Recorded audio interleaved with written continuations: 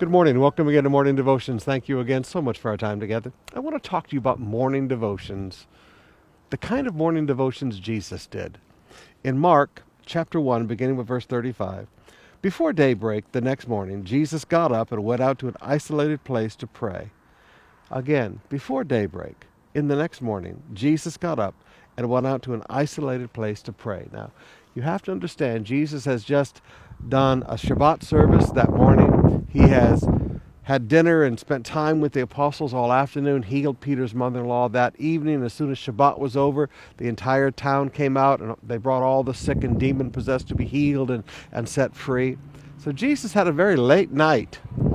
And while it was still dark, very early in the morning, he gets up and he goes off to an isolated place to pray. Now, there's a few truths I want you to see here. First of all, morning devotions are in the morning. Jesus got up early while it was still dark. When no one could disturb him, when he wouldn't attract attention from anybody, the first thoughts of his day, the first of his strength of that day, he went to give it to the Father. So very early, no matter how tired he was, very early, he got up to be in the presence of the Father.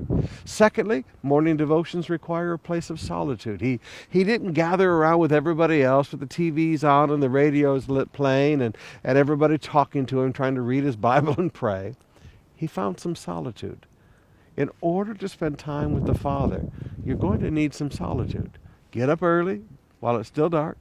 Solitude, and then when you're there in morning devotions, that's a place to pray. Not just to read your Bible, not just to sit down and meditate, but a place to pray. Morning devotions, very early, solitude, and the purpose is prayer.